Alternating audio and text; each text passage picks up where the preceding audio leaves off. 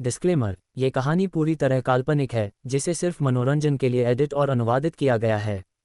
इसमें दिखाए गए सभी पात्र, स्थान और घटनाएं लेखक की कल्पना का हिस्सा हैं। किसी भी व्यक्ति, परंपरा या समुदाय को ठेस पहुंचाना हमारा उद्देश्य नहीं है। और हाँ दोस्तों, अगर आप थैव नॉवल एक्सप्लेनर पर नए हैं तो दिल से लाइक करें, सब्सक्राइब करना ना भूलें और हर नई कहानी की अपडेट सबसे पहले पाएं। टेलीग्राम ग्रुप का लिंक डिस्क्रिप्शन में है, जरूर ज्वाइन करें। आपका साथ ही हमारी ताकत है। धन्यवाद। अध्याय 191, मैं राक्षस नहीं हूँ। जतिन केज में कदम रख चुका था और तुरंत बड़ी ही यह साफ हो गया था कि चांदपुर हाई के कई छात्रों ने उसे उसकी हाल की यात्रा से पहचान लिया था। उनकी नज़रें भारी थीं, उनकी मुट्ठियां खुले हथेलियों में युद्ध के ढोलों की तरह पीट रही थीं, उसे नीचे गिराने का मौका पाने के लिए बेताब। मैंने तुमसे कहा था, ऋषभ चौहान ने किनारे से तंज कसते हुए कहा। उनका वह लखपति ग्रुप कोई मामूली आदमी नहीं भेजता। उन्होंने अपने टॉप गन में से एक को भेजा है। यह अच्छा है कि हमारे पास भी कुछ भारी हिट हैं, उसने आत्मविश्वास से कहा, आंखें सिकुड़कर रिंग की ओर देखते हुए। जतिन ऋषभ और बाकियों को साफ साफ सुन सकता था, उनकी आवाज़ें भीड़ के शोर के ऊपर गूंज रही थीं। इससे वह आदतन अपनी गर्दन के पीछे रगड़ने लगा, एक पुरानी घबराहट की आदत। इतने शोर और ध्यान के बावजूद वह टॉप गन जैसा महसूस नहीं करता था। अपने स्कूल के सबसे अच्छे लड़ाकों में से एक कहलाना, ये गलत लगता था, जैसे कोई लेबल जो किसी ने गलती से उस पर चिपका दिया हो और हटाना भूल गया हो। तुम्हें क्या लगता है वह कैसा करेगा? जय ने पूछा, केज की ओर सिर हिलाते हुए। सवाल साफ तौर पर सुरेश की ओर था, जो उसके बगल में चुपचाप खड़ा था, बाहें मोड़कर। सुरेश ने बोलने से पहले एक सांस ली। मुझे लगता है जतिन की सबसे बड़ी समस्या तुम सबके आसपास रहना है, उसने कहा। उसके आसपास हर कोई एक राक्षस है, असाधारण प्रतिभाशाली, मजबूत और एक ही उम्र का। वह तुम सबको ऐसी चीजें करते देखता है जो उसे असंभव लगती हैं, और यह उसके दिमाग में घर कर जाता है। उसने जतिन की ओर सीधे देखा। लेकिन तुम यह नहीं देखते कि उसने कितनी मेहनत की है। उस लड़के ने इसमें सब कुछ झोंक कर दिया है, हर दिन, सिर्फ इसलिए कि उसे लगे कि उसने तुम सबके बगल में खड़े होने का हक कमाया है। उस तरह की भूख, यह ऐसी चीज नहीं है जो सिखाई जा सकती हो। जय ने धीरे से सिर हिलाया। उसने भी ये देखा था। यह आज तक कि जब उन्होंने जतिन से पूछा कि उसने कुणाल को कैसे हराया, तो उसने कभी श्रेय नहीं लिया। वह कंधे उचकाकर टाल देता, दावा करता कि यह सिर्फ भाग्य था या बुनियादी बॉक्सिंग कौशल। लेकिन जतिन यह नहीं समझा था कि कोई भी बस बॉक्सिंग सीखकर इस तरह लड़ाई में इसका इस्तेमाल नहीं कर सकता। वह शायद सबसे तेज सीखने वाला नहीं था, और शायद वह दूसरों की तरह स्वाभाविक रूप से प्रतिभाशाली नहीं था, लेकिन उसके पास एक चीज थी जो उनमें नहीं थी, जज्बा, अथक प्रयास। जतिन 200% देता था जहां ज्यादातर लोग 100 देते थे, और सुरेश इसका समर्थन किसी भी दिन करेगा। जब वे रिंग देख रहे थे, आरव शर्मा पूरी तरह कहीं और था। उसका दिमाग अभी भी नकार फसल से मिले कॉल से चक्कर खा रहा था। वह मैच पर बिल्कुल ध्यान नहीं दे पा रहा था। मुझे ये समझना होगा कि मैंने वहां न जाकर उन्हें कितना नाराज किया है। अगर मैंने उन्हें बहुत ज्यादा धकेल दिया है, तो मेरे पास चीजें ठीक करने का समय नहीं होगा। आरव ने सोचा, उसका जबड़ा तन गया। मेरे पक्ष में सिर्फ यही है कि अगर उन्होंने मुझे और वुल्फ दोनों को फोन किया, तो उन्हें अभी भी हमारी जरूरत है। अगर वे रिश्ते तोड़ने को तैयार होते, तो वे संपर्क नहीं करते। उसने खुद को जबरन उस सोच से बाहर निकाला, ठीक उसी समय जब विपक्षी लड़ाका रिंग में कदम रखा। उसका नाम यारहा भारत नाइक था, और वह कोई हल्के में लेने वाला नहीं था। एक लंबा, अच्छी तरह से बना हुआ अफ्रीकी मूल का आदमी, भारत में उभरी हुई मांसपेशियां और एक ऐसी मौजूदगी थी जो केज को भर देती थी। वह एक ऐसे स्कूल से आया था जो अपने उपद्रवियों को खेल कार्यक्रमों में डालने के लिए जाना जाता था, ताकि उन्हें कुछ संरचना मिले। और भारत के लिए वह खेल बेसबॉल था। वह सिर्फ मजबूत नहीं था, उसका स्विंग उसे स्कूल की टीम के लिए एक स्टार बैटर बनाता था। लेकिन बेसबॉल में सफल होने के लिए सिर्फ ताकत ही काफ़ी नहीं थी। आपको तेज रिफ्लेक्स, तीक्ष्ण हाथ-आंख समन्वय और गंभीर गति की ज़रूरत थी। ज़्यादातर अपराधियों के विपरीत भारत ने प्रशिक्षण लिया था, वास्तव में प्रशिक्षण लिया था। वह सिर्फ एक गली का लड़ाका नहीं था, वह एक एथलीट था। वह आगे बढ़ा, अपनी उंगलियां चटकाते हुए। तुम पिछली बार अपनी पूंछ दबाकर भाग गए थे, लेकिन इस बार तुम एक केज में हो। कोई निकास नहीं, कहीं भागने की जगह नहीं। लखपति ग्रुप के छात्रों को चिंता की एक लहर महसूस हुई। भारत सिर्फ सख्त बातें नहीं करता था, वह ऐसा लगता था जैसे वह इसे साबित कर सकता हो। मैंने इस जतिन नाम के लड़के के बारे में कभी सुना भी नहीं, प्रणव देसाई ने कहा। और वे उसे दूत कह रहे हैं। लगता है वहाँ कुछ इतिहास है। एकनाथ पाटिल ने तुरंत जवाब नहीं दिया। फिर उसने सिर हिलाया। मैंने अपना सबक सीख लिया है। हर बार जब हम लखपति ग्रुप पर शक करते हैं, वे स्क्रिप्ट पलट देते हैं। मैं अपना दांव जतिन पर लगा रहा हूँ। केज के अंदर दोनों लड़ाके आमने सामने थे। भारत को ऊंचाई का फायदा था, वह दुबला पतला, लंबे अंगों वाला और साफ तौर पर एथलेटिक था। लगभग तुरंत भारत ने हमला शुरू कर दिया। उसने जतिन की ओर एक तेज भारी मुक्का फेंका, लेकिन जतिन इतने समय तक सुरेश के साथ मिथ्स पर अभ्यास करता रहा था कि उसका शरीर सहज रूप से प्रतिक्रिया देता था। उसने ठीक समय पर झुककर बचाव किया। सुरेश की यह आदत थी कि वह प्रशिक्षण के दौरान जतिन पर अप्रत्याशित हुक फेंकता था, उसे चौंका देने की कोशिश करता था। तब ये कष्टप्रद था, लेकिन अब यह उसकी जान बचा रहा था। भारत हमला करता रहा, तेज सुनियोजित प्रहार एक के बाद एक, हर एक बस चूक गया। जतिन उसके चारों ओर नाचता रहा, झुकता और टालता हुआ, प्रहारों से बाल बाल बचता रहा। भारत तेज है, मयंक शिंदे ने बड़बड़ाया, बड़ी ईधा बैठते हुए, और वे मुंह के क्रूर लगते हैं। अगर एक भी लग गया तो जतिन शायद वापस न उठे। फिर भी एक भी मुक्का नहीं लगा था। फिर जतिन को उसका मौका मिला। वह एक और स्विंग के नीचे झुका और एक जैब फेंका। भारत ने अपने फॉर्म्स को ठीक समय पर उठाकर रोक लिया, लेकिन जतिन रुका नहीं। उसने अपने बाएं हाथ से जैब पे जैब फेंके। हर मुक्का भारत के फॉर्म्स पर साफ लग रहा था। पाठ्यपुस्तक तकनीक, नियंत्रित सांस, सही लय, हर प्रहार में वजन था। और फिर भी भारत ने जवाबी प्रहार नहीं किया। वह एक बॉक्सर है, भारत ने सोचा। तो क्या, उसे खुद को थकने दो। मैं सब कुछ रोक लूंगा, और जब वह धीमा होगा, जब कोई गैप आएगा, मैं इसे एक ही शॉट में खत्म कर दूंगा। जतिन के जैब अथक थे, वही गति, वही ताकत, बार बार, और भारत अब इसे महसूस कर सकता था। उसकी बाहें सुन्न हो रही थीं। बस इंतजार करो, वह अंततः थक जाएगा, भारत ने खुद से कहा। उसे थकना ही होगा। सुरेश केज के बाहर से देखते हुए अपने आप में मुस्कुराया। जतिन को जो बात नहीं समझ आती, उसने शांत आवाज में कहा, वह यह है कि राक्षसों से घिरे रहने, हमेशा अपनी तुलना उनसे करने ने उसे भी एक राक्षस बना दिया है। जतिन अभी भी लय में था, मशीन की तरह सटीकता के साथ एक के बाद एक जैब फेंक रहा था।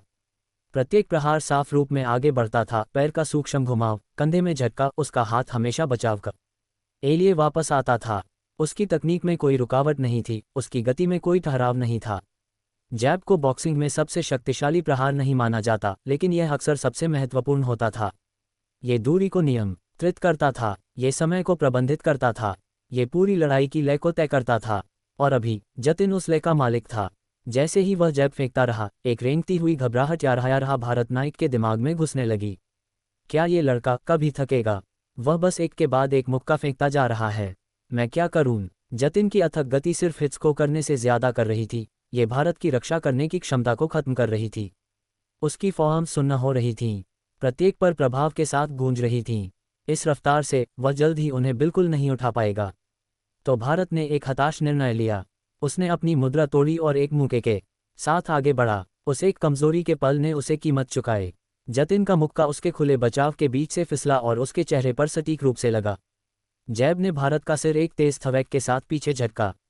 ये नॉकआउट प्रहार नहीं था, लेकिन ये साफ था, तेज, दर्दनाक। मुझे बाहर करने के लिए इससे ज्यादा की जरूरत होगी, भारत ने चिल्लाकर कहा, प्रहार को झटकने की कोशिश करते हुए। एक गुर्राहट के साथ उसने एक जंगली किक फेंकी, लेकिन ये चाल बहुत व्यापक थी, बहुत धीमी। जतिन पीछे की ओर उछला, इसे आसानी से टालते हुए, और इससे पहले कि भारत अपना पैर फिर से जमीन पर रख पाता, जतिन वापस अंदर घुसा। उसका जैब एक बार फिर से प्रहार करता हुआ, इस बार आंख के सॉकेट पर साफ लगता हुआ। भीड़ हाँफ उठी, प्रहार गहरा चुभा, लेकिन भारत ने दांत पीसते हुए आगे बढ़ा। बाहर से वही पैटर्न बार बार दोहराया जा रहा था। मुझे समझ नहीं आता, एक चांदपुर हाई का छात्र बड़बड़ाया, चौड़ी आंखों से देखते हुए। हाँ, लेकिन दूसरा लड़का, वह बस वही चाल बार बार कर रहा है। यह ऐसा है जैसे फाइटिंग गेम खेलना और एक ही हमले को बार बार करना। जतिन जो कर रहा था वह सरल था, ये लगभग यांत्रिक था, जैब टालना, फिर से जैब। लेकिन ये सिर्फ दोहराव नहीं था, ये समयबद्धता थी, ये सटीकता थी, ये रक्षा को हमले में बदलना था। और चाहे भारत कितना भी मजबूत हो, वह इसे तोड़ नहीं पा रहा था। अगर कुछ था, तो जतिन की तकनीक एक बॉस बैटल से लड़ने जैसी थी, जहां पैटर्न कभी नहीं बदलता, सिवाय इसके कि जतिन ने कभी गलती नहीं की। ऋषभ चौहान असफल हो चुका था। अब भारत का मौका था कि वह दिखाए कि वह किस मिट्टी का बना है। लखपति ग्रुप को एक एक करके बाहर करे और गठजोड़ को जीत की ओर ले जाए। ये वैसा नहीं चल रहा जैसा मैंने सोचा था। भारत ने अपने दिमाग में चीखते हुए एक और स्विंग लिया। उसकी गर्दन प्रभाव से झटकी। उसकी दाहिनी आंख इतनी सूज गई थी कि वह अब उससे देख नहीं पा रहा था, और यह उसकी बाईं आंख की दृष्टि को भी प्रभावित कर रहा था। जतिन ने इसे भांप लिया था। अब जब वह अंधे स्थान की ओर जैब फेंकता था, भारत को नहीं पता था कि इसे कैसे रोकना है। भारत की टांगें डगमगाने लगीं। उसका संतुलन चला गया, उसकी सहनशक्ति खत्म हो गई। फिर आखिरकार वह एक घुटने पर गिर गया, हाँफते हुए। वह वहां रुका, असुरक्षित, अंतिम मौके की उम्मीद करते हुए। उसकी बाहें उठने से इनकार कर रही थीं और उसका शरीर अब आज्ञा नहीं मान रहा था। अब सिर्फ हार स्वीकार करना बाकी था। लेकिन अंतिम प्रहार कभी नहीं आया। हमें एक दूसरे को ज़रूरत से ज़्यादा चोट नहीं पहुंचानी चाहिए, है ना? जतिन ने शांति से कहा, उसका मुक्का हवा में रुका हुआ था, तैयार, लेकिन मारने को तैयार नहीं। दर्द के बावजूद, अपमान के बावजूद भारत ने कमज़ोर मुस्कान दी। तुम सही हो, उसने कहा, कांपते पैरों पर मुश्किल से खड़ा होकर। यह मेरी हार है, ये घोषणा केज में गूंज उठी। मैं हार गया, उसने चिल्लाकर कहा और अखाड़े के अपने पक्ष की ओर वापस जाने के लिए मुड़ा। वह लंगड़ाता हुआ चला, उसका गर्व चोटिल था लेकिन उसकी आत्मा अजीब तरह से हल्की थी। एक बार फिर जीत लखपति ग्रुप की हुई। लोगों को आश्चर्य इस बात से नहीं था कि उन्होंने जीत लिया, कुछ लोग इसे उम्मीद करने लगे थे। जो उन्हें झटका देता था वह था कि वे कैसे जीतते रहे। लड़ाई पूरी तरह से एक तरफा दिखी थी। हालांकि यह अब तक की सबसे लंबी लड़ाई थी, ये शुरुआत से अंत तक नियंत्रण और कौशल का सबसे प्रभावशाली प्रदर्शन भी था। भारत चांदपुर पक्ष की ओर आधा रास्ता तय कर चुका था जब उसे अपने पैरों में कुछ ताकत लौटती महसूस हुई। अभी भी चोटिल और दर्द में उसने मुड़कर ऋषभ चौहान को एक नज़र दी। मुझे गठजोड़ से बाहर निकालने की ज़रूरत नहीं, भारत ने बड़बड़ाया। मैं तुम्हें उंगली उठाने से पहले ही चला जाऊंगा, लेकिन इतना कहूंगा, जब तक तुम उनमें से हर एक को खुद नहीं हरा सकते, ये पहले से ही हरा हुआ है। उसकी आवाज़ और सख्त हो गई। और अगर तुम्हें लगता है कि उन लोगों को दुश्मन बनाना जो इस सब में तुम्हारे साथ थे समझदारी है, तो तुम पहले से ही खत्म हो चुके हो। भले ही तुम ये पूरा टूर्नामेंट जीत लो, गठजोड़ टूट चुका है। रिंग के दूसरी तरफ जतिन अपनी टीम में लौट आया।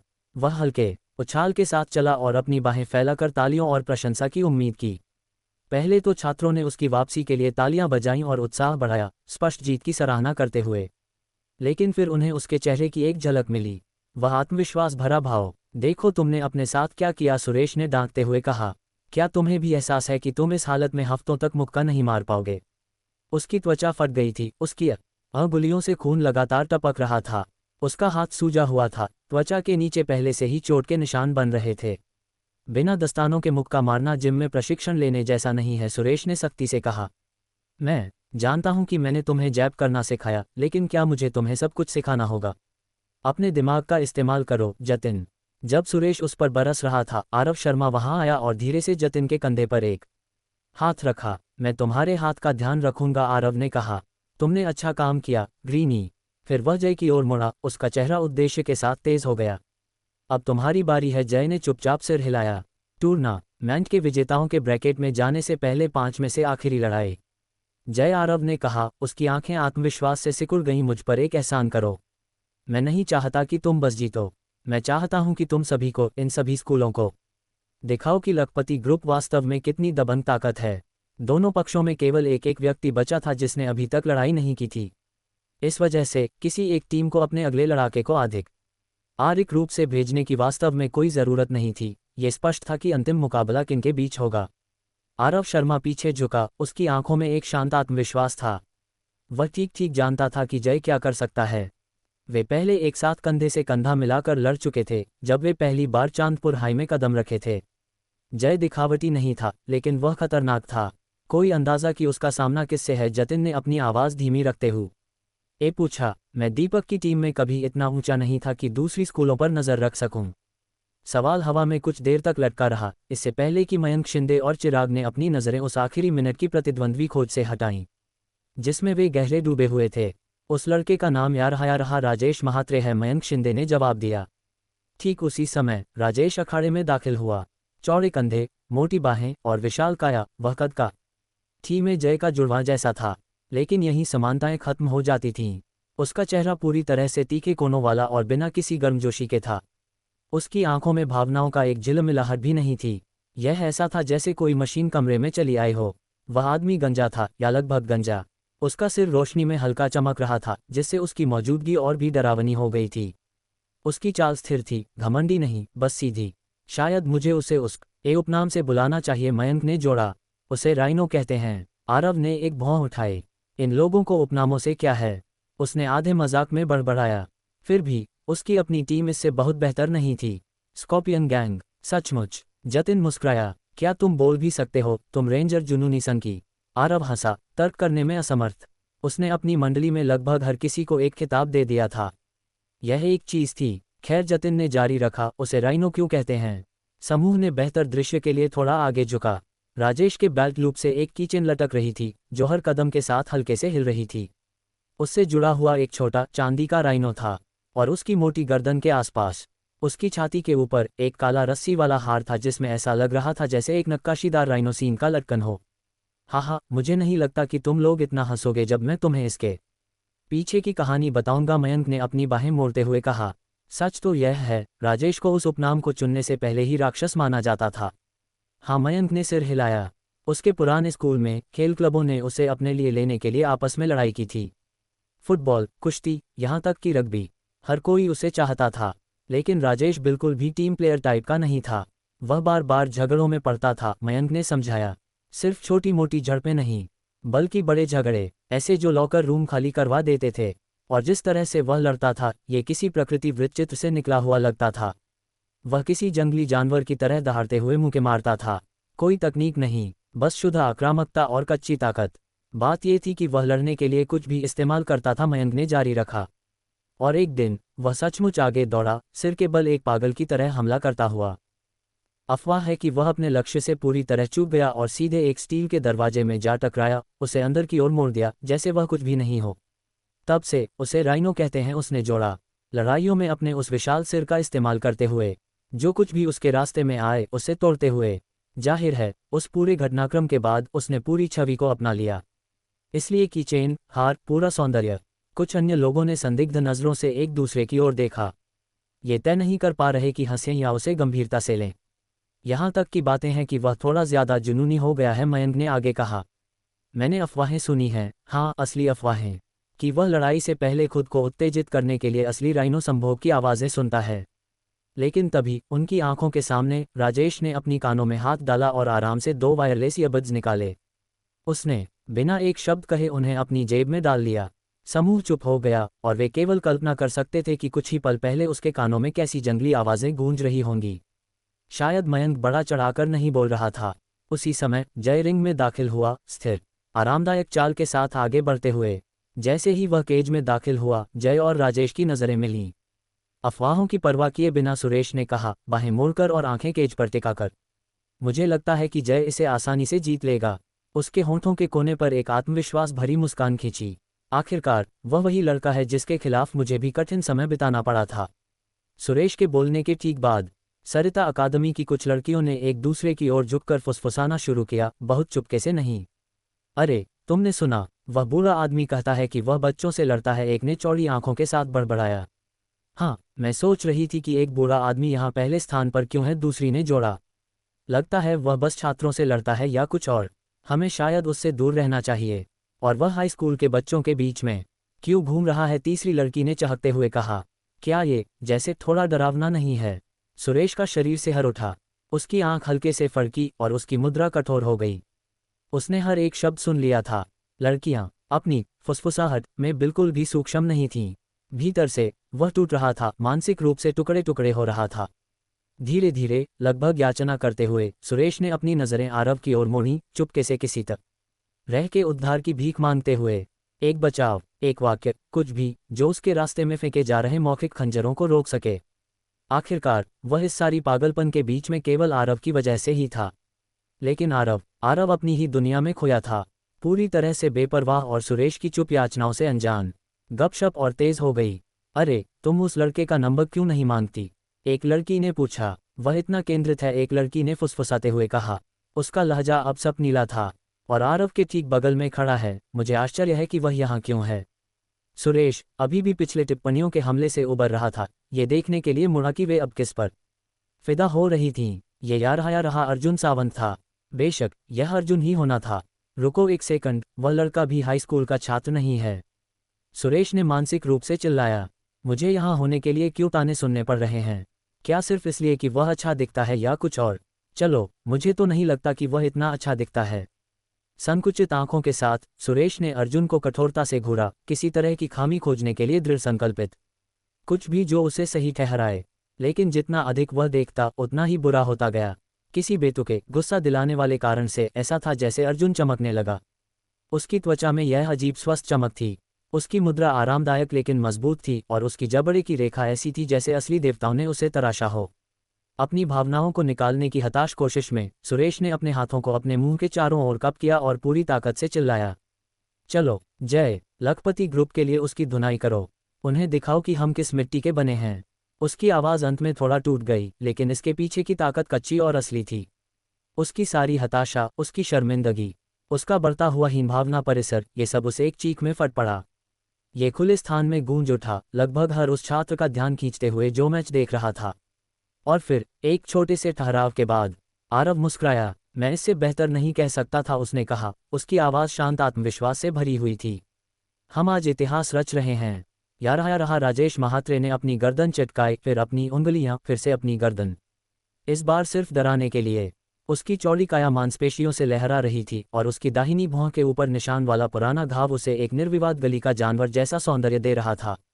ज्यादातर लोग अनुमान लगा सकते थे कि उसे यह कैसे मिला, शायद अपने सिर का ज्यादा इस्तेमाल करने से। उसके सामने जय स्थिर खड़ा था। उसने अपने कंधों को घुमाया, गहरी धीमी सांसें लेते हुए, क्योंकि वह सामने वाले प्रतिद्वंद्वी का सावधानी से आकलन कर रहा था। वह प्रशिक्षित लड़ाका नहीं था, जतिन की तरह नहीं, जिसने बॉक्सिंग का अध्ययन किया था और इस कला को एक शिल्प की तरह माना था। जय ने कभी डोजो में कदम नहीं रखा था और न ही इसकी परवाह की थी। लड़ना वह चीज़ नहीं थी जिसे वह महारत हासिल करने का सपना देखता था। ये बस स्वाभाविक रूप से आता था। जब धक्का दिया जाता वह वापस धक्का देता, जब घेर लिया जाता वह कुश्ती करके बाहर निकलता। लेकिन आज का दिन अलग था। यह कोई स्कूल का झगड़ा या आखिरी मिनट की हाथापाई नहीं थी। इस बार वह किसी ऐसे व्यक्ति का सामना कर रहा था जो उससे कद, ताकत, शायद जज्बे में भी बराबर था। आजा, राजेश ने दहाड़ते हुए कहा। उसकी बाहें इतनी चौड़ी फैली जैसे वह केज को ही तोड़ देगा। मैं तैयार हूं, जय ने बड़बड़ाया। और जैसे उसका उपनाम वादा करता था, राइनो चला नहीं, वह दौड़ा। सिर नीचे, कंधे चौकोर, पैर कंक्रीट पर युद्ध के ढोल की तरह धमकते हुए। एक बड़े लड़के के लिए राजेश तेज था, हैरान करने वाली तेजी। जय की सहज बुद्धि ने चिल्लाकर कहा कि टालो, और वह हिला, ठीक समय पर, एक पूरे शरीर की टक्कर से बचने के लिए, लेकिन पूरी तरह साफ नहीं। राइनो के कंधे ने उसकी पसलियों को जोर से टक्कर मारी, जिससे जय लड़खड़ाता हुआ पीछे गिरा जब तक उसकी रीढ़ बास्केटबॉल केज से टकरा नहीं गई। झटके वाला प्रभाव सीधे उसकी हड्डियों में दौड़ गया। राजेश ने भेड़िए की तरह आत्मविश्वास भरी मुस्कान दी। तुम जितना मैंने सोचा था उससे हल्के हो, शायद गलती से तुम्हें तोड़ दूं। उसने अपनी बाहें फैलाईं, मुद्रा बदलते हुए, जैसे ही वह केज के चारों ओर चक्कर लगाने लगा। फिर धम, राजेश फिर से उसी जंगली गति के साथ दौड़ा, लेकिन इस बार जय ने और सुचारू रूप से झुककर टाला, उस भारी ताकत को पार करते हुए, और दोनों बाहों को राजेश के बाइसेप्स के पीछे से लपेट लिया, कसकर पकड़ लिया। पूरी ताकत के साथ राजेश ने अपने शरीर को ऊपर की ओर झटका, जय की पकड़ तोड़ दी और एक क्रूर हरकत में अपने सिर के पिछले हिस्से को जय के चेहरे पर दे मारा। जय की दृष्टि सफ़ेद रंग में फट पड़ी। वह लड़खड़ाया, चक्कर खाते हुए। ताज़ा फटे होंठ से खून उसकी ठुड्डी पर टपक रहा था। मैंने कहा था, राजेश ने अपनी माथे को थपथपाते हुए मुस्कुराकर कहा। मजबूत खोपड़ी, ये सिर्फ एक उपनाम नहीं है। कौन जानता है, मयंक का शिंदे ने जवाब दिया। उस लड़के के बारे में इतनी अफवाहें हैं, उनमें से कोई भी सच हो सकती है, लेकिन हाँ, ये बताता है कि वह सिर कितना मोटा है। क्या इससे कोई फर्क पड़ता है, जतिन ने पूछा। जय उस पर पकड़ना बड़ी ये बना पा रहा। मैंने पहले कभी ऐसा नहीं देखा। ठीक है, आरव ने शांति से कहा। जय जीतेगा। जय ने जोर से पलकें झपकाईं, अपनी आंखों से तारे हटाने की कोशिश करते हुए, लेकिन दर्द के बावजूद वह मुस्करा रहा था। सचमुच, जय ने बड़बड़ाया, अपने होंठ से खून पोंछते हुए। सिर से लड़ना तुम्हारा स्टाइल है, तो शायद मुझे शुरू से ही अपने स्टाइल पर टिकना चाहिए था। राजेश फिर से आगे बढ़ा, सिर के बल एक और खोपड़ी तोड़ने वाले प्रभाव के लिए। वह तैयार हुआ। आखिरी सेकंड में, प्रभाव से ठीक पहले, जय ने दोनों बाहों को नीचे की ओर एक शक्तिशाली चाप में झुलाया, राजेश की पीठ को एक ढहती लहर की ताकत से पकड़ा। इसने राजेश के ऊपरी शरीर को नीचे धकेल दिया। उसका सिर उसके अपने पेट में जा टकराया, लेकिन जय ने पकड़ बनाए रखी। उसने अपनी पकड़ बदली, बेहतर उत्तोलन पाया, और उस सेकंड में उसका दिमाग अब लड़ाई पर नहीं था, यह उस पर था। या रहा ईशा जाधव घर पर शायद बहुत ज्यादा जैम के साथ टोस्ट खा रही थी। अपने बड़े भाई का इंतजार कर रही थी, जो हमेशा बस एक और काम का वादा करता था। जय गर्व के लिए नहीं लड़ रहा था, और आरव के लिए, उस लड़के ने जिसने उसका कर्ज चुकाया, जिसने उस पर भरोसा किया, जिसने ईशा के बिलों को कवर करने का वादा किया ताकि जय उसके साथ रह सके। धातु के केज से परे कहीं जय जानता था कि आरव देख रहा है। उसने और कसकर पकड़ा। फिर एक दहाड़ के साथ उसने राजेश को पूरी तरह से जमीन से ऊपर उठा लिया। उसके पैर हवा में लटक रहे थे जैसे उसका कोई वजन ही नहीं हो। ये दर्द करने वाला है, जय ने चेतावनी दी। मैं राइनो हूँ, मैं नीचे नहीं जाता। जय ने जवाब नहीं दिया। वह केवल ईशा के छोटे गुलाबी बैकपैक के बारे में सोच रहा था, उस चटके हुए नीले कटोरे के बारे में जो वह हर सुबह इस्तेमाल करती थी, उसकी गर्म मुस्कान जब वह घर आता था, भले ही उसकी आंखें काली हो और गाल सूजे हों। उसने राजेश को और ऊंचा उठाया और फिर उसे अपनी सारी ताकत के साथ ठंडे कठोर कंक्रीट में पटक दिया। धमाका गड़गड़ाहट की तरह गूंजा। मैंने तुमसे कहा था, चिंता की कोई बात नहीं है, आरव ने कराते हुए कहा। वह लड़का जय एक असली हरक्यूलिस की तरह है। ऐसा कुछ कर दिखाना, ठीक वही जो आरव ने इस आयोजन के लिए कल्पना की थी, वह सामने आ रहा था। जय अपनी जगह पर लौटा, चोटिल लेकिन सीधा खड़ा। लखपति ग्रुप के लिए एक और साफ जीत। अब तक एकमात्र हार मयंक शिंदे की थी और वह भी कांटे की टक्कर वाली थी। यह आयोजन पहले ही खत्म हो चुका है ना? प्रणव देसाई ने बाहें मोड़कर कहा। लखपति ग्रुप के लड़कों ने इतनी जीतें जमा कर ली हैं, वे ऋषभ चौहान को एक एक करके थका सकते हैं, अगर कुछ नहीं तो उसे चोटिल कर सकते हैं। फिर आरव आकर सफाई करता है। उसने केज की ओर देखा। किसी भी तरह से वह सुरक्षित खेलने वाला नहीं है। वह यहाँ कुछ साबित करने आया है। सभी को लखपति ग्रुप की असली ताकत दिखाने, इतनी मजबूत कि कोई भी उनके साथ उलझने की सोचे भी नहीं। उसी पल आरव अपनी पहचान वाली काली जैकेट पहने हुए दृश्य में आया। उसका पल आ गया था। अब समय था कि वे जो शुरू किया था उसे खत्म करें। आरव के देर से आने का एक कारण था, और यह इसलिए नहीं था कि वह किसी फिल्म स्टार की तरह देर से शानदार प्रवेश करना चाहता था। नहीं, बिल्कुल भी ऐसा नहीं था। असली कारण कहीं अधिक साधारण था, लेकिन ये भी बहुत कुछ बताता था। उसने समय का पूरी तरह से हिसाब खो दिया था।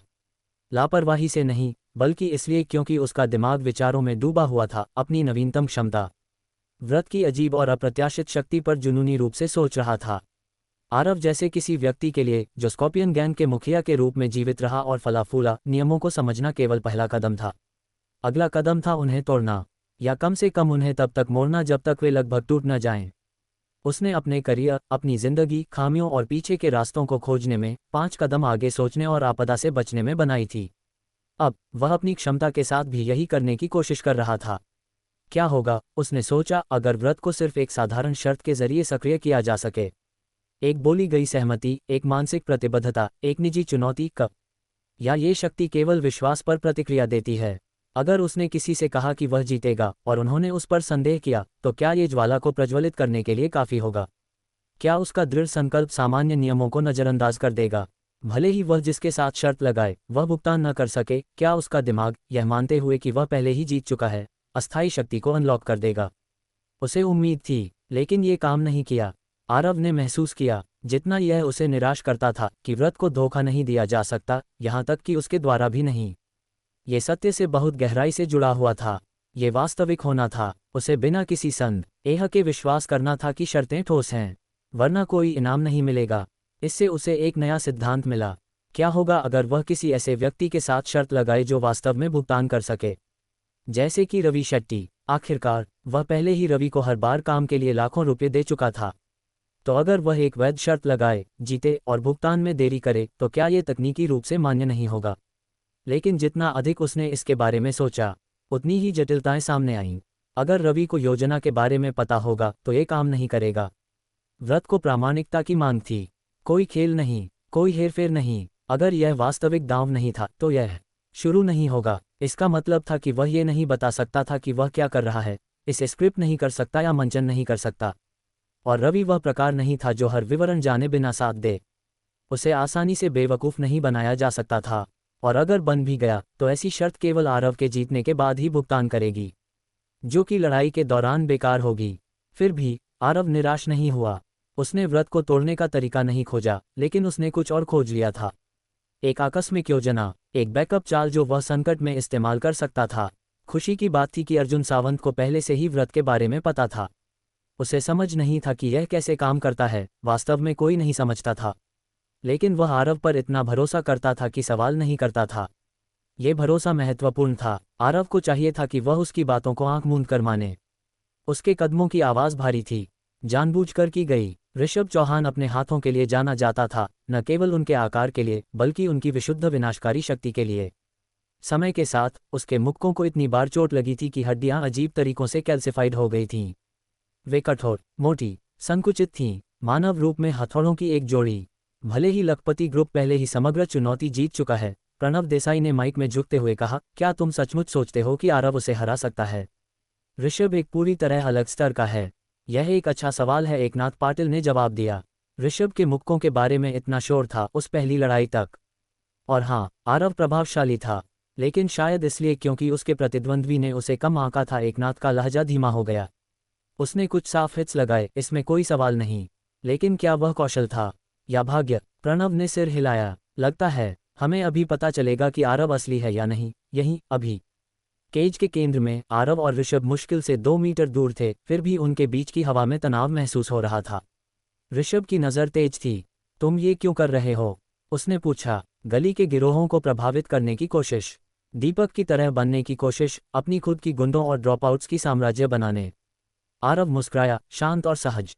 मज़ेदार, मैं तुमसे वही पूछ सकता हूँ। तुम्हें मुझसे लड़ना नहीं था। तुम शामिल हो सकते थे, हमारे साथ खड़े हो सकते थे, लेकिन नहीं, तुम कुछ साबित करना चाहते थे। उसने धीरे से एक कदम आगे बढ़ाया। मुझे लगता है तुम्हारे पास ताकत है, इसलिए तुम्हें लगता है कि तुम्हें किसी का अनुसरण नहीं करना चाहिए, है ना? उसकी आवाज़ सख्त हो गई। ये सारा स्कूल का हंगामा, छोटे छोटे युद्ध और गठजोड़, यह उसकी तुलना में कुछ भी नहीं है जो वास्तव में वहाँ बाहर है। मैं हाई स्कूल की ज़मीन के लिए नहीं जा रहा। मुझे बच्चों पर राज करने में कोई दिलचस्पी नहीं है। मैं कुछ बहुत बड़ा चाहता हूँ। आरव ने स्टैंड्स की ओर इशारा किया। तुम या तो इस लहर की सवारी कर सकते हो या इसमें डूब जाओ। हजारों गुंडे थे, हजारों बच्चे जिनमें गुस्सा, ताकत और मुंह के थे, लेकिन उनमें से ज्यादातर गायब हो जाएंगे। वे जेलों में, कब्रिस्तानों में या उस तरह की गुमनामी में चले जाएंगे जो बूढ़ और कड़वे होने के साथ आती है। केवल कुछ ही कभी उभरते हैं। ऋषभ ने चेहरा तरेरा। तो मैं सिर्फ एक कुएं का मेढक हूँ, हाँ। दुनिया को वैसा नहीं देख सकता जैसा वह वास्तव में है। उसने अपनी मुठ्ठियां कसी और उसके दस्तानों का चमड़ा करा उठा। खैर, मैं एक बड़ा शैतानी मेढक हूँ, और वह कुआं जिससे मैं रेंगा, वह तुमने जितना देखा है उससे कहीं गहरा है। एक चीख के साथ ऋषभ ने अपनी दाहिनी कलाई तक पहुंचा, उसका हस्ताक्षर वाला कदम, और अपनी बांह को स्थिर करने से पहले मुक्का मारा। वह तेज था, उम्मीद से ज्यादा तेज। उसका मुक्का गोली की तरह आगे बढ़ा, लेकिन आरव तैयार था। उसने दोनों बाहें उठाईं, अपने सिर की रक्षा करते हुए। वह हिला भी नहीं। ऋषभ ने मौका लिया और अपनी पूरी ताकत से आरव के पेट में मुक्का मारा। प्रभाव की आवाज़ अखाड़े में गूंज उठी, एक बीमार करने वाला घना चटकन। आरव हिला नहीं, उसका शरीर जड़वत मजबूत रहा। उसका सिर उठा और वह मुस्करा रहा था। ये निश्चित रूप से एक क्लास मुक्का है, आरव ने सोचा। शायद A+ भी, अगर हम सिर्फ कच्ची ताकत की बात करें। अगर उसने व्रत नहीं लिया होता, शायद वह प्रहार उसे आधा मोड़ देता। मैंने सुना है लोग तुम्हें हरक्यूलिस कहते हैं, आरव ने कहा, उसकी आवाज़ हमेशा की तरह शांत। ऋषभ ने अपनी आंखें सिकुड़ीं। आरव एक कदम आगे बढ़ा, उसकी नज़रें अपने प्रतिद्वंद्वी पर टिकीं। खैर, मैं सली वाले से मिल चुका हूँ। वह मुस्कुराया, और मुझ पर भरोसा करो, तुम उसके जैसे कुछ भी नहीं हो।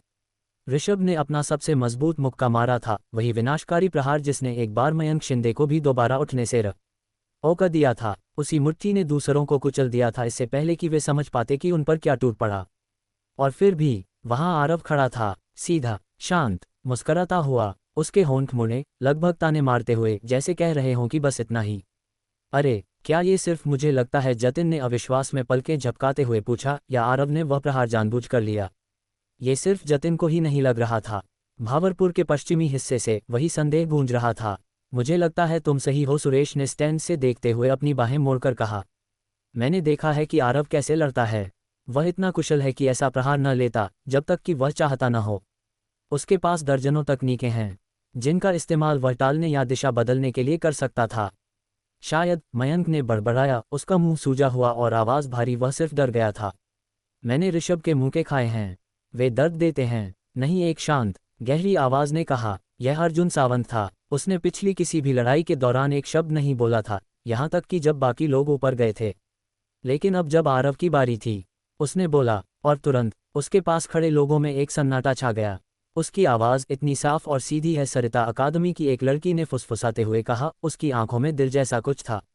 उसकी सहेलियां हंसी और करीब झुकीं, मोहित होकर। उसने ऊपर रक्षा की अर्जुन ने स्थिर स्वर में समझाया।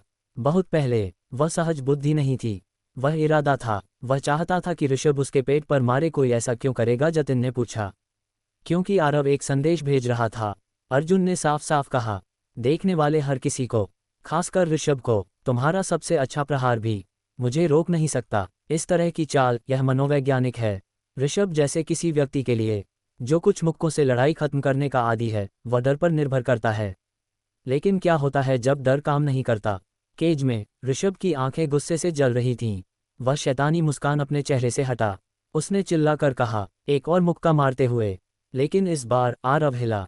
वह बस इतना पीछे झुका कि मुक्का उसके सामने की हवा में चला गया। फिर वह बगल में हटा, बस पहुंच से बाहर रहते हुए। ऋषभ बेतहाशा मुक्के मारता रहा। गुस्सा उसकी मुद्रा पर हावी हो गया और आरव उसकी रेंज से बस बाहर नाचता रहा। कभी जवाबी प्रहार नहीं किया। वह अध्ययन कर रहा था, पढ़ रहा था। ऋषभ का स्टाइल कच्ची ताकत था, उसका पूरा दृष्टिकोण चीजों को जल्दी खत्म करने पर निर्भर करता था, भारी ताकत के साथ। सटीकता उसके लिए मायने नहीं रखती थी, क्योंकि ज्यादातर लोग उसकी कमजोरियों का फायदा उठाने तक टिक नहीं पाते थे। आरव ने जो कुछ भी तैयार किया था, हफ्तों की योजना, देर रात की हिदायतें, चुपके से पीछे के सौदे, अब वह सब खेल में आ रहा था। ठीक है, अर्जुन ने रिसीवर में कहा, लाल पर 1 करोड़ लगाओ।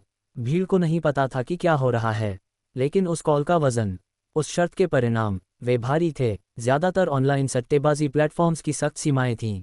आरव ने पाया था कि व्रत सबसे अच्छा तब काम करता है जब वास्तविक जोखिम शामिल हो, जब दांव उसका भविष्य बदल सकता हो।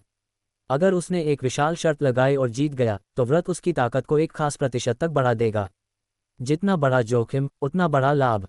लेकिन इतना पैसा, 1 करोड़, कोई साधारण साइट इसे स्वीकार नहीं करेगी।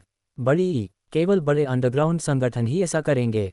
यही कारण था कि आरव ने अर्जुन को एक मिशन पर भेजा था, जिसे उसने बिना सवाल किए पूरा किया था।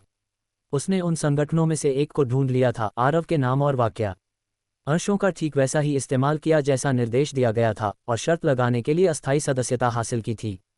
आरव ने बाधाओं की गणना की थी। भले ही वह शर्त हार जाए, फिर भी लड़ाई जीती जा सकती थी, बस और मुश्किल होगी। लेकिन अगर वह जीत गया, तो वह सिर्फ ऋषभ को नहीं हराएगा, वह एक बयान देगा। आरव ने अपना हाथ नीचे किया, ऋषभ के साथ आंखें मिलाईं। संकेत पूरा हो गया था। स्टैंड से अर्जुन खड़ा हुआ और अपने हाथों को अपने मुंह के चारों ओर कप किया। लाल, उसने चीखा। उसी पल कुछ बदल गया। आरव की बाहों में एक हल्का कंपी दौड़ गई। उसके कंधे से हर उठे, उसकी मांसपेशियां धड़कने लगीं, जैसे उसके अंदर कुछ जाग उठा हो। ऋषभ की सहज बुद्धि ने काम किया। उसने एक और मुक्का मारा, वही हथौड़े जैसा हुक जैसा पहले था। लेकिन इस बार आरव बगल में हट गया। हवा। ऋषभ ने हवा को छोड़कर कुछ नहीं मारा। इससे पहले कि ऋषभ संभल पाता, आरव की मुट्ठी पहले से ही उठ रही थी। एक अपरकट, तेज और साफ, सीधे ऋषभ की ठुड्डी में चटकता हुआ और उसका सिर पीछे झटक देता। भीड़ हाँफ उठी, लेकिन आरव खत्म नहीं हुआ था। जब ऋषभ पीछे की ओर लड़खड़ाया, आरव डरावन, बड़ी ही तरलता के साथ हिला। उसने बगल में मुद्रा बदली और अपने घुटने को ऋषभ के पेट में गहराई तक मारा। बल ने ऋषभ के फेफड़ों से हवा निकाल दी, उसे पूरी तरह से खुला छोड़ दिया। और फिर आया अंतिम प्रहार। आरव ने अपने शरीर को मोड़ा, अपनी एड़ी पर घूमा। उस गति का उपयोग करते हुए वह उछला, उसका दूसरा पैर चाबुक की तरह उठा और पूरी ताकत के साथ उसने ऋषभ के चेहरे पर लात मारी। प्रभाव ने ऋषभ को जमीन से ऊपर उठा दिया। सका शरीर पीछे उड़ा और चटाई पर जोर से टकराया। 3 प्रहार, बस इतना ही लगा था। 3 सटीक, साफ, विनाशकारी प्रहार। और बस ऐसे ही मैच खत्म हो गया। कोई संघर्ष नहीं, कोई अराजकता नहीं, बस वर्चस्व। उसने कर दिखाया। उसने वाकई ऋषभ को हरा दिया। यह अविश्वसनीय था। क्या तुमने वह देखा? प्रणव देसाई ने एकनाथ पाटिल की ओर चौड़ी आंखों के साथ मुड़ते हुए कहा। लगता है ये है लखपति ग्रुप के नेता की ताकत। लड़ाई स्पष्ट, बड़े ऊपर से खत्म हो चुकी थी। ऋषभ तुरंत वापस नहीं उठा, नहीं उस तरह की आग के साथ जो आप किसी ऐसे व्यक्ति से उम्मीद करते हैं जो लड़ाई जारी रखने को उत्सुक हो। अगर आरव चाहता तो वह और सजा दे सकता था, तब तक मारता रहता जब तक कोई उसे खींचकर न हटाता। लेकिन इसकी कोई जरूरत नहीं थी। जवाब स्पष्ट था, परिणाम भीड़ की चुप्पी में लिखा हुआ था। क्या ये वाकई उस 1 करोड़ का परिणाम था जो मैंने एक बार में कमाया? आरव ने अपनी मुट्ठी को देखते हुए सोचा, धीरे धीरे उसे खोलते हुए। अजीब, मेरे शरीर को ऐसा नहीं लगता कि इसमें बहुत बदलाव आया है। लेकिन बदलाव आया था। व्रत, इसने मुझे सिर्फ मजबूत नहीं बनाया, इसने सब कुछ बढ़ा दिया। मेरी ताकत, मेरी गति, मेरी अंतर्दृष्टि, मेरा लचीलापन, सब कुछ। शायद यह मेरे अनुभव की वजह से है। या मेरी उस चीज़ को दोहराने की क्षमता की वजह से जो मैं देखता हूँ? उसकी सांस धीमी हो गई, एड्रेनालिन शांत संतुष्टि में बदल गया। हर श्रेणी में समग्र सुधार ये जुड़ता है। थोड़ा थोड़ा करके वह अंतर कुछ विशाल बन जाता है। आरव सही था, जैसा कि रवि ने एक बार कहा था, जो वास्तव में उसके आंकड़ों को आगे ले जाता था, जो उसे अलग करता था। वह था उसका अनुभव और उसकी दूसरों की नकल करने की अनूठी प्रतिभा। इसने उसे यह जानने की अनुमति दी कि ठीक कब प्रहार करना है और कैसे सटीकता के साथ प्रहार करना है। हर तकनीक जो वह इस्तेमाल करता था, वह उसे उस स्तर पर कर सकता था जो बहुत कम लोग बराबरी कर सकते थे। खेलों और वास्तविक जीवन में हमेशा बहस होती थी, सबसे अच्छा बिल्ड क्या बनाता है? कौन से आंकड़े सबसे टूटे हुए हैं? कौन सा रास्ता सबसे अच्छा है? शुक्र है कि आरव के लिए उसके व्रत ने उसके लिए एकदम सही रास्ता बना दिया था। भले ही किसी के पास बेहतर कच्चे आंकड़े हों, इससे कोई फर्क नहीं पड़ता, तब नहीं जब वह उन्हें चकमा दे सकता था और उनसे बेहतर सोच सकता था। फिर भी वह इसके दूसरे पहलू को नज़रअंदाज नहीं कर सकता था। मुझे थोड़ी किस्मत मिली कि सिक्का लाल पर गिरा। अगर वह काले पर गिरा होता तो वह लड़ाई हमारे दोनों के लिए कहीं ज्यादा दर्दनाक हो सकती थी। आखिरकार आरव प्रणव और एकनाथ की ओर चलना शुरू किया। बाकी लोग अभी भी जो उन्होंने देखा था उसे समझने की कोशिश में पहले से ही उस लिफाफे को वापस कर रहे थे जो उसने आयोजन की शुरुआत में उन्हें दिया था। तुम वहां वाकई प्रभावशाली थे, प्रणव ने हल्की स्वीकृति का सिर हिलाते हुए कहा। कुछ मुझे बताता है कि यह आखिरी बार नहीं होगा जब हम एक दूसरे से मिलेंगे। मुझे उम्मीद है कि यह ऐसी किसी और लड़ाई के लिए नहीं है, आरव ने अपनी आस्तीन से धूल झाड़ते हुए जवाब दिया। ईमानदारी से, मैं इस सारे हाई स्कूल के बकवास से छुटकारा पाना चाहता हूँ। जैसा मैंने ऋषभ से कहा, मेरा लक्ष्य इससे कहीं बड़ा है, आरव ने कहा। उसने उनकी ओर पीठ मोड़ी और निकास की ओर चला। इसलिए मैं अपने स्कूल का नाम इस्तेमाल नहीं करता, मैं हमें लखपति ग्रुप इसलिए कहता हूँ। आज के इस मुकाबले के लिए मौजूद हर स्कूल, जिसमें चांदपुर हाई भी शामिल था, आरव को जाते हुए देख रहा था। उसके साथ लखपति ग्रुप को देख रहा था। हवा में जलन की मोटी परत थी। आज के मैच के परिणाम के रूप में आरव ने भीड़ की ओर आखिरी बार मुड़कर घोषणा की, चांदपुर हाई ग ठजोड़ आधिकारिक रूप से खत्म हो गया है। विजेता है लखपति ग्रुप। यहाँ मौजूद हर किसी ने इसे देखा है, और अगर आप में से किसी को इससे कोई समस्या है, चिंता न करें, हम आपसे मिलने के लिए खुशी खुशी आएंगे। आरव केज से बाहर निकला और कार की ओर बढ़ा। अर्जुन उसके साथ कदम मिलाकर चल रहा था, लेकिन कार में बैठने से पहले उसने फिर से बोला, इस बार अपनी टीम से। जितनी तेजी से वह आया था, आरव चला गया। अर्जुन ने कार का दरवाज़ा खोला और वे दोनों साथ में दूर चले गए। वह शैतानी कमीना जतिन ने अपनी गर्दन के पीछे रगड़ते हुए बड़बड़ाया, वह हमें लिफ्ट तक नहीं दे सकता था। मुझे लगता है उसने जानबूझकर ऐसा छोड़ा, सुरेश ने बाहे वह मुड़कर कहा। वह ये छाप देना चाहता है कि वह बहुत व्यस्त है, जैसे वह कोई वीआईपी हो। लेकिन दिन के अंत में वह अभी भी एक हाई स्कूल छात्र है। सुरेश रुका, फिर हल्के से मुस्कुराया। उसे आरव के वे शब्द याद आ जो उसने तब कहे थे जब उसने उसे उस गड़बड़ी से निकाला था, न सिर्फ शारीरिक रूप से बल्कि आर्थिक रूप से भी। मुझे मानना होगा, सुरेश ने जोड़ा, वह एक बहुत कूल हाई स्कूल छात्र है। कार में आरव अपनी सीट पर पीछे झुका। उसकी नज़र अपने फ़ोन की स्क्रीन पर टिकी थी। एक नाम उस पर चमक रहा था, नकार फसल मिस्ड कॉल। बेहतर होगा कि मैं उन्हें कल कॉल करूं, आरव ने सोचा। स्कूल की स्थिति से निपट लिया गया है, लेकिन मुझे अभी भी यह सुनिश्चित करना है कि नकार फसल मुझे मूल्यवान समझे। मैं चीज़ों को ठंडा होने दूंगा, फिर जांच करूंगा। कुछ घंटों बाद एक अंधेरे शांत कमरे में, जहां केवल एक टिमटिमाती ओवरहेड लाइट जल रही थी, नकार फसल एक बैठक कर रहा था। रहा चेतन यादव मेज के सिरे पर बैठा था, अपनी उंगली को तालबद्ध तरीके से ठकठकाते हुए, जैसे कोई टिकता हुआ बम। रहा नयन मोरे और रहा दर्शन पाटिल पास में खड़े थे, उनके कंधों में तनाव सख्त था। कमीने कमीने कमीने, चेतन आखिरकार फट पड़ा, अपनी हथेली को मेज पर पटकते हुए। मुझे पता था कि ऐसा होगा।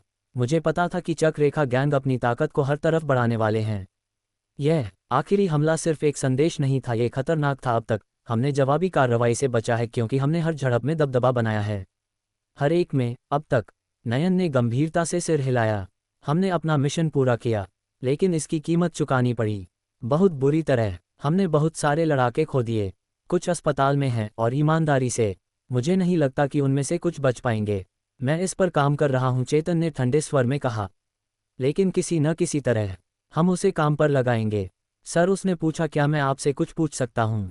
यह उस नाम के बारे में है जो मैं हाल ही में सुनता रहा हूं।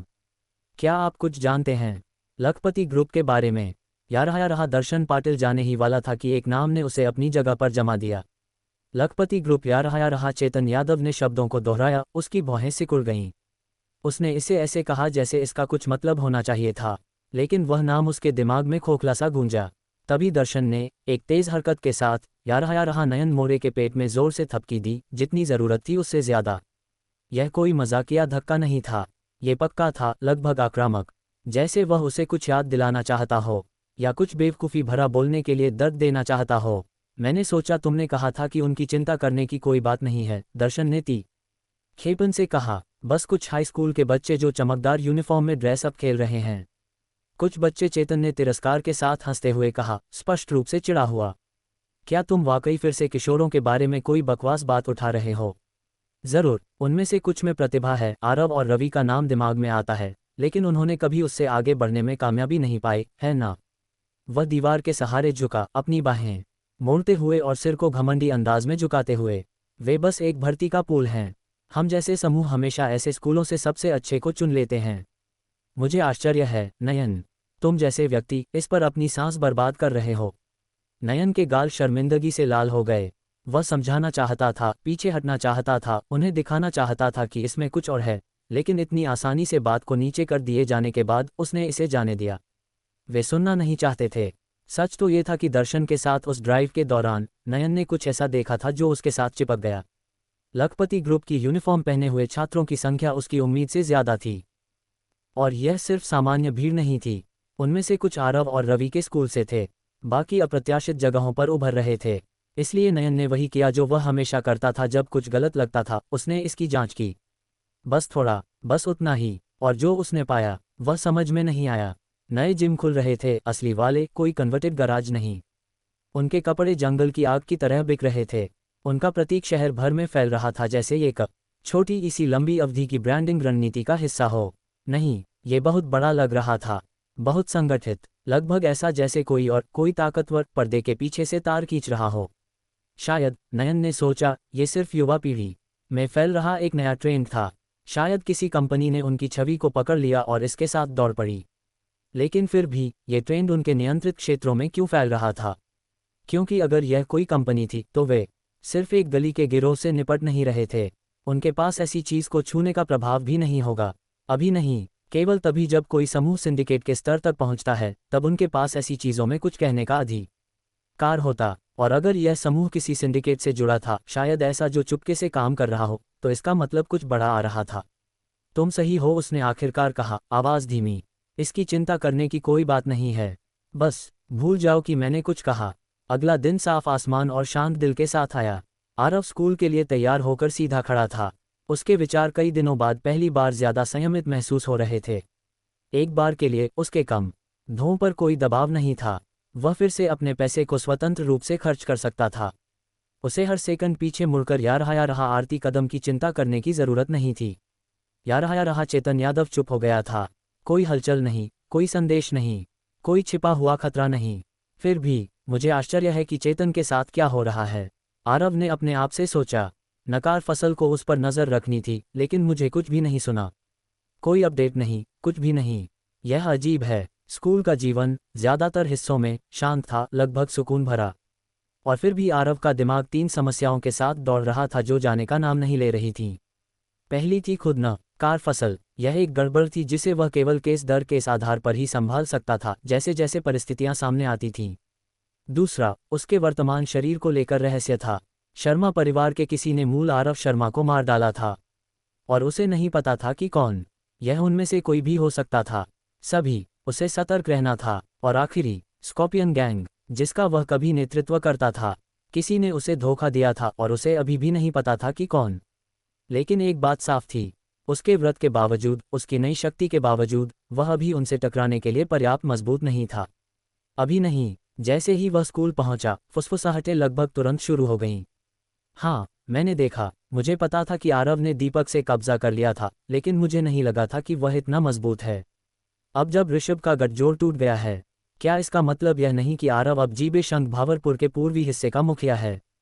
भले ही यह आधिकारिक न हो, एक और ने जोड़ा, हर कोई इसे जानता है। पूर्वी हिस्से का कोई स्कूल उसका मुकाबला करने नहीं जा रहा। उसने जो कुछ भी झेला था, सारी लड़ाइयाँ, साजिशें, बलिदान, अब उसका फल मिलना शुरू हो रहा था। जब वह कक्षा में घुसा उसने कुछ अलग देखा। दूसरी कक्षाओं के छात्र भीतर आ गए थे। वे जतिन को घेरे हुए थे, घटनाओं के बारे में सवाल पूछ रहे थे। हर कोई लड़ाई में शामिल होने की अनुमति नहीं पा सका था। लेकिन बात तेजी से फैल गई थी, इतनी तेजी से कि भावरपुर के लगभग हर गुंडे को पता था कि क्या हुआ था। ज्यादा समय पहले की बात नहीं थी जब वे उसे एक नज़र भी नहीं देते थे, और अब वह उसे ऐसे देख रहे थे जैसे वह एक जीवित किंवदंती हो। मज़ेदार, आरव ने अपनी बगल की खाली डेस्क को देखते हुए सोचा, थोड़े समय पहले तक तुम सब मुझे नज़रअंदाज करते थे, अब तुम रुक नहीं सकते। ईमानदारी से, यह आज की पहली चीज़ है जिसने मेरा मूड खराब किया। कक्षाएं सामान्य रूप से चलीं। आरव और जतिन ध्यान के केंद्र में थे। हालांकि आरव ने आदत बना ली थी कि जो भी बिना बुलाए उसके पास आता उसे झटक देता।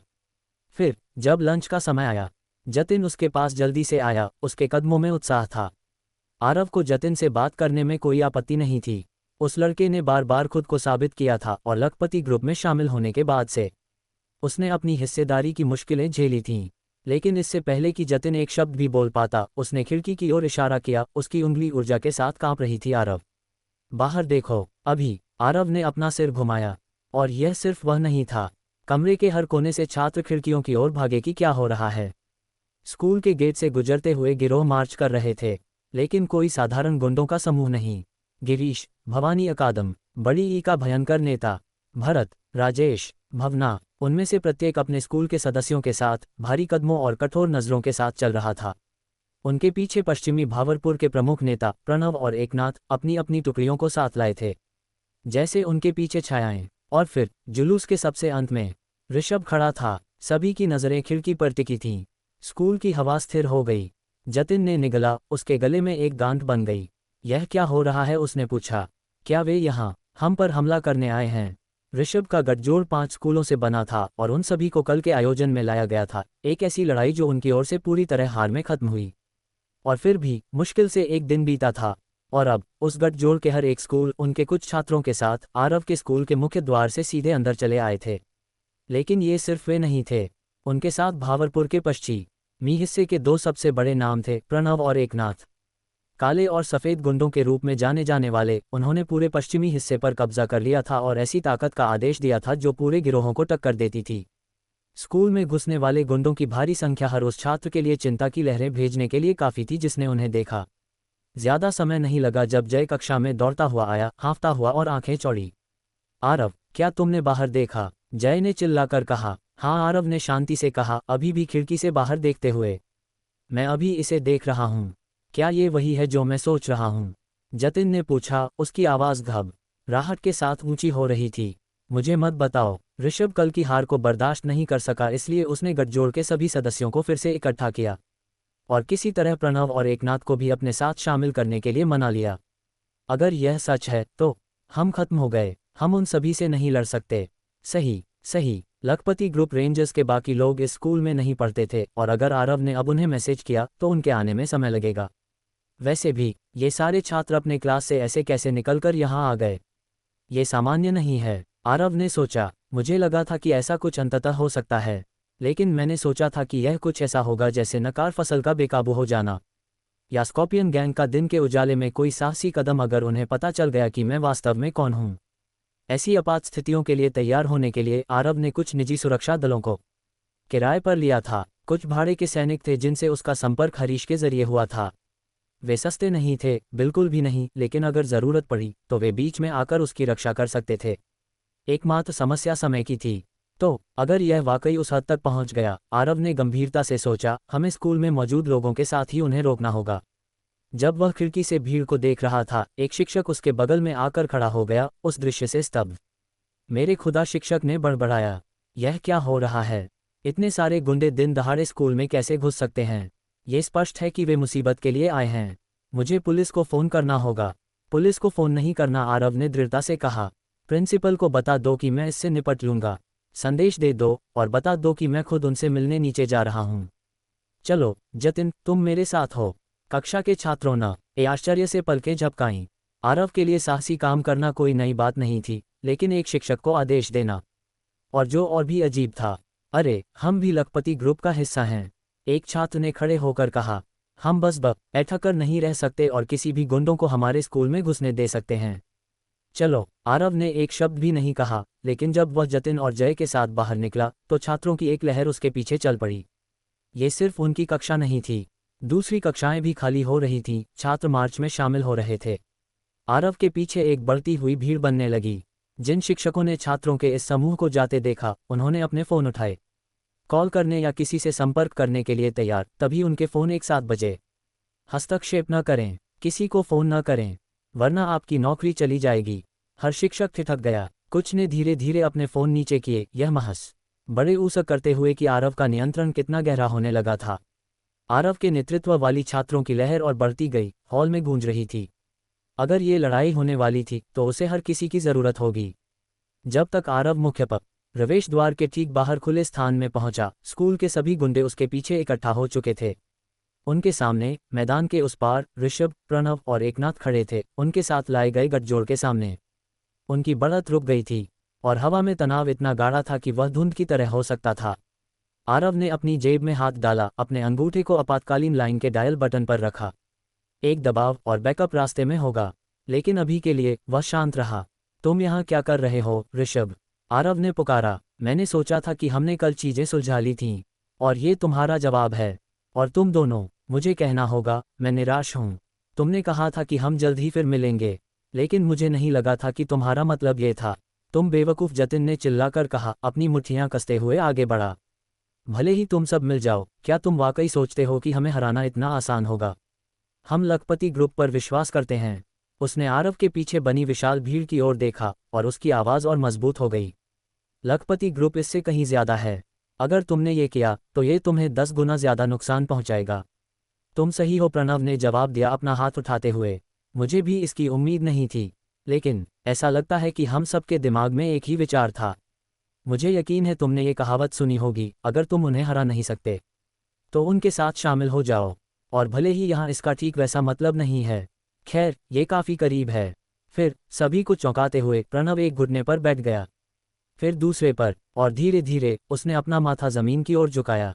उसके पीछे एकनाथ ने भी ऐसा किया, फिर ऋषभ, और उनके बाद एक एक करके हर स्कूल के छात्र भी ऐसा करने लगे, घुटने टेकते हुए, झुकते हुए। हम सभी लखपति ग्रुप में शामिल होना चाहेंगे। लगभग स्कूल के हर उस छात्र की नज़रें, जिनकी कक्षा की खिड़कियां मुख्य प्रवेश द्वार की ओर थीं, बाहर खुल रहे दृश्य पर टिकी थीं। इसे नज़रअंदाज करना असंभव था। वे यूनिफॉर्म को पहचानते थे, पर प्रत्येक यूनिफॉर्म भावरपुर क्षेत्र के अलग अलग स्कूलों का प्रतिनिधित्व करता था। उनमें से कई पहले इन छात्रों से मिल चुके थे, घर जाते समय, सड़कों पर, या पिछली टकरावों के दौरान। और यद्यपि अंदर से देख रहे ज़्यादातर छात्र स्वयं गुंडे नहीं थे, न ही लखपति ग्रुप के आधिकारिक सदस्य, फिर भी उनके पास ग्रुप का मर्चेंडाइज था। हुडीज, बैग, यहाँ तक कि कीचेन भी, जिन्हें वे इसलिए पहनते थे क्योंकि लखपति ग्रुप के बारे में अफवाहें जंगल की आग की तरह फैल गई थीं। वे जो कुछ भी देख रहे थे वह चौंकाने वाला था, अवास्तविक। छात्र इसे महसूस कर सकते थे जैसे हवा में ही बिजली भरी हो। तार्किक अगला कदम, जिसकी सभी को उम्मीद थी, वह थी एक लड़ाई। आरव और उसके स्कूल के खिलाफ बाहर से आए हुए बाहरी लोगों की बाढ़ के बीच एक पूर्ण झगड़ा। आरव ठीक होगा ना? आरती ने पूछा, उसकी नज़रें अभी भी खिड़की पर टिकी थीं। मुझे वाकई यकीन नहीं है या रहा सिमरन कौर ने घबराहट के साथ जवाब दिया। उसकी आवाज़ कांप रही थी। मेरा मतलब है, वे लोग गुंडों जैसे दिखते हैं। मुझे पता है तुमने कहा था कि आरव लड़ाई में अच्छा है और सब कुछ, लेकिन उनमें से बहुत सारे हैं, और वे दिन के बीच में यहाँ क्या कर रहे हैं? जब सिमरन ने आरती की ओर देखा तो उसने नोटिस किया कि उसकी दोस्त की मुट्ठियाँ उसकी बगल में कसकर बंद थीं। उसका शरीर हल्के से कांप रहा था, तनाव उससे लहरों में निकल रहा था। आरव हमेशा खुद को मुसीबत में डाल लेता है, आरती ने बड़बड़ाया, और वह मुझे इसके बारे में कभी सच नहीं बताता। मुझे ऐसा लग रहा है कि इसका कुछ हिस्सा शायद मेरी वजह से हो। तभी सिमरन ने अपनी उंगलियां चटकाईं, एक विचार कौंधा। रुक, शालिनी का क्या? उसने पूछा। हम हाल ही में उसके और करीब हुए हैं, और जब वह दूसरों से बात कर रही थी तो वाकई ऐसा लग रहा था जैसे वह आरव के बारे में कुछ जानती हो, या कम से कम तुम दोनों के बारे में कुछ। शायद उसे पता हो कि वास्तव में क्या हो रहा है। जो सभी छात्र अंदर आए थे, अलग अलग स्कूलों के गुंडे, अब घुटने टेके हुए थे, सिर नीचे झुके हुए, हर एक, भले ही कोई अमीर हो। इससे ऐसा नहीं होता। तुम ऐसी वफादारी नहीं खरीद सकते, खासकर उनसे। जब कक्षाओं में गपशप और अटकलें उमड़ रही थीं, कोई भी आरव से ज़्यादा स्तब्ध नहीं था। वह जमा हुआ खड़ा था, दर्जनों घुटने टेके हुए छात्र, और उनको देखते हुए पलकें झपक रहा था। वह जो सुन रहा था उस पर मुश्किल से विश्वास कर पा रहा था क्योंकि शब्द उसके सिर में गूंज रहे थे। तुम लखपति ग्रुप में शामिल होना चाहते हो? आरव ने पूछा, उसकी आवाज़ स्थिर लेकिन अविश्वास से भरी हुई। क्यों? तुम सबने इतनी अचानक यह फैसला क्यों किया? प्रणव ने सबसे पहले अपना सिर उठाया, उसके चेहरे पर एक आत्मविश्वास भरी मुस्कान थी। कारण बहुत साधारण है, उसने कहा। ये तुम्हारी वजह से है। आरव ने कोई जवाब नहीं दिया, वह बस देखता रहा। कल तुम्हारी लड़ाई के बाद, प्रणव ने जारी रखा, एकनाथ मेरे पास एक विचार लेकर आया। पश्चिमी भावरपुर को मेरे नाम के तहत एक करने का नहीं, उसके नाम का ए तहत नहीं, बल्कि तुम्हारे। उसने बोलते हुए आरव की ओर इशारा किया। हम दोनों ने ये देखा, हम में से कोई भी तुम्हें नहीं हरा सकता, न तुम्हें और न ही तुम्हारे ग्रुप को। और आखिरकार अगर हम विपरीत पक्ष पर खड़े रहे तो हम गिरा दिए जाएंगे। हमें ये पता था। एकनाथ ने उसके बगल में सहमति में सिर हिलाया। लेकिन उससे भी ज्यादा, प्रणव ने जोड़ा, हमें एहसास हुआ कि भले ही हम में से कोई पश्चिमी हिस्से का नेतृत्व करता, हम इसे उस ऊंचाई तक नहीं ले जा सकते जितना तुम ले जा सकते हो। इसलिए हमने सोचा, एकनाथ ने बीच में कहा, प्रतिस्पर्धा क्यों करें जब हम योगदान दे सकते हैं। एक साथ हम तुम्हारे नाम के तहत वह हासिल कर सकते हैं जो हम अकेले कभी नहीं कर सकते। आरव को अपने भीतर गर्व की एक चिंगारी महसूस हुई। उसने वह लड़ाई मंचित की थी, यह उम्मीद करते हुए कि वह एक बयान देगा, दूसरों स्कूलों को हमला करने के बारे में सोचने से रोकेगा, लेकिन उनके द्वारा शामिल होने की मांग। यह एक अप्रत्याशित पुरस्कार था। मैं समझा, आरव ने धीरे से कहा। लेकिन बाकियों का क्या? पूरा चांदपुर गठजोड़ और ऋषभ, इतना कुछ होने के बाद तुम वाकई मुझसे यह उम्मीद करते हो कि मैं मान लूं कि तुम भी शामिल होना चाहते हो? उसने अपनी नज़रें ऋषभ की ओर मोड़ी, संदेह के साथ। जिन्हें उनके स्कूलों ने बाहर कर दिया था या धोखा दिया था, उनके लिए शायद शामिल होना समझ में आता था। आरव ने उम्मीद की थी कि और अंतर स्कूल संघर्ष के बाद एक या दो लोग रेंगते हुए आएंगे, लेकिन सभी एक साथ, ये कुछ और था। उसने जितना सोचा था उससे कहीं ज्यादा बड़ा प्रभाव डाला होगा। और ईमानदारी से, जिस तरह उन्होंने पूछा, ये लगभग ऐसा लग रहा था जैसे अगर मैंने हाँ कहा होता तो वे मेरे पक्ष में खड़े हो जाते। अगर मैंने कहा होता कि मुझे बदला चाहिए तो यह मार्च बहुत अलग दिख सकता था। आरव ने ऋषभ से प्रणव और एकनाथ की ओर देखा। उनकी सूक्ष्म हलचलें, जिस तरह वे नजरें मिलाने से बच रहे थे, इसने इसकी पुष्टि की। ऋषभ सच बोल रहा था, और इसका मतलब कुछ और भी था। ऋषभ को हराने के बावजूद आरव ने उसे इतना आकुचला नहीं था कि उसे अछूत माना जाए। अभी नहीं, उसने जीत हासिल की थी, लेकिन इतनी निर्णायक नहीं कि जवाबी हमले का विचार अकल्पनीय हो। मैंने अपना फैसला कर लिया, ऋषभ ने सीधा खड़े होकर कहा।